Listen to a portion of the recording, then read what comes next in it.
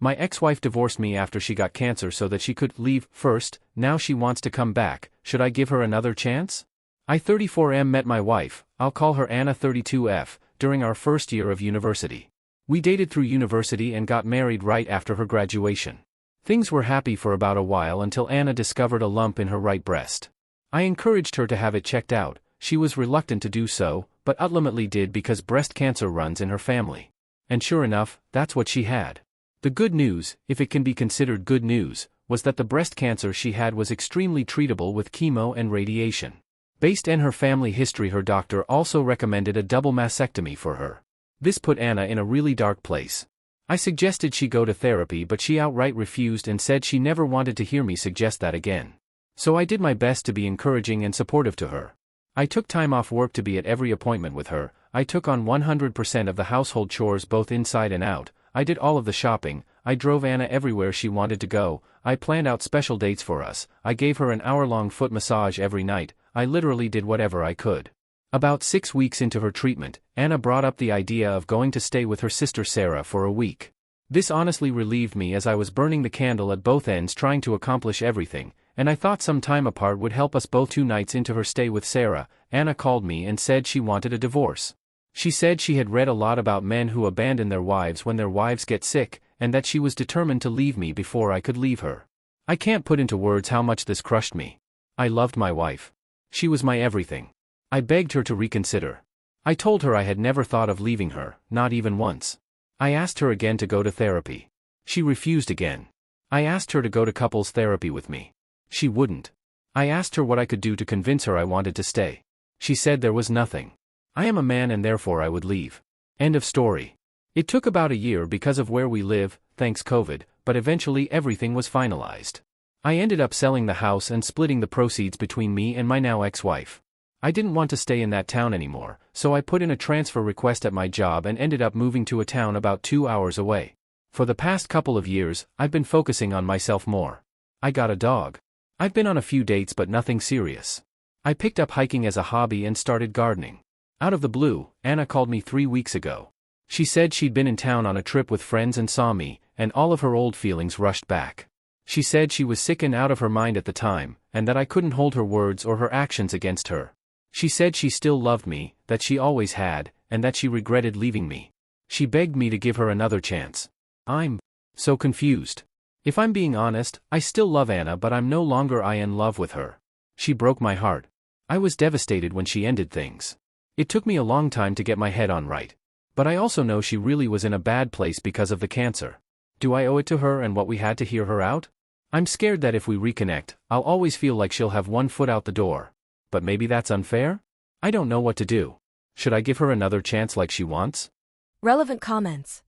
Duty valuable. I never recommend couples getting back together unless the issues that drove them apart are fixed. Cancer was not the problem. Lack of communication, trust, and a willingness to compromise was on her end. She made unilateral decisions without caring how it affected you. She refused therapy.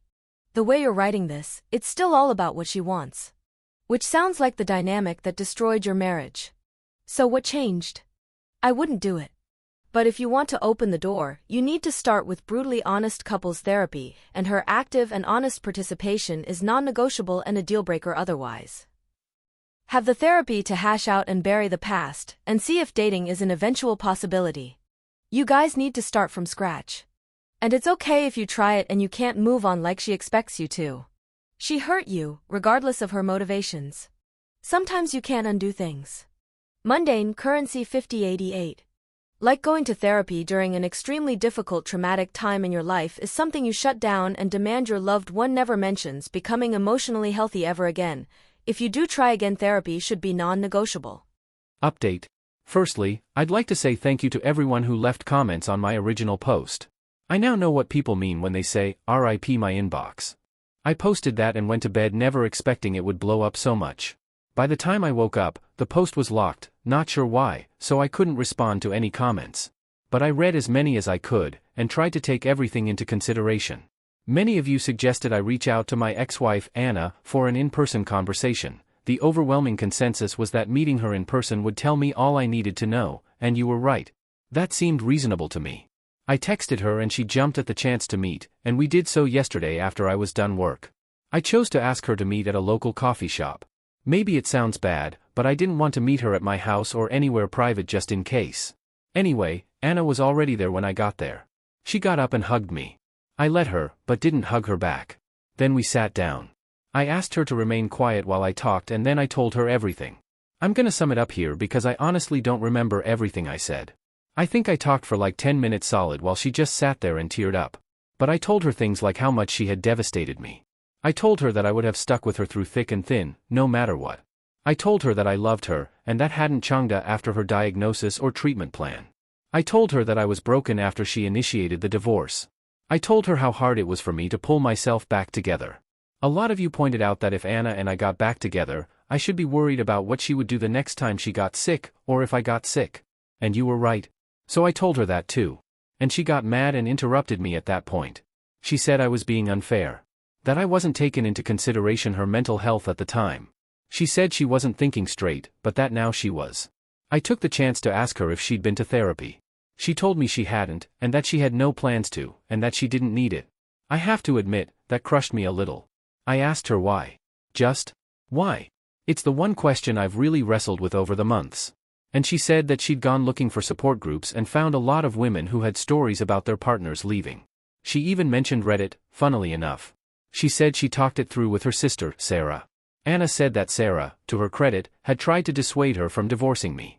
But that between social media and some of Anna's friends, Anna felt like she had to go through with it to be seen as a strong woman.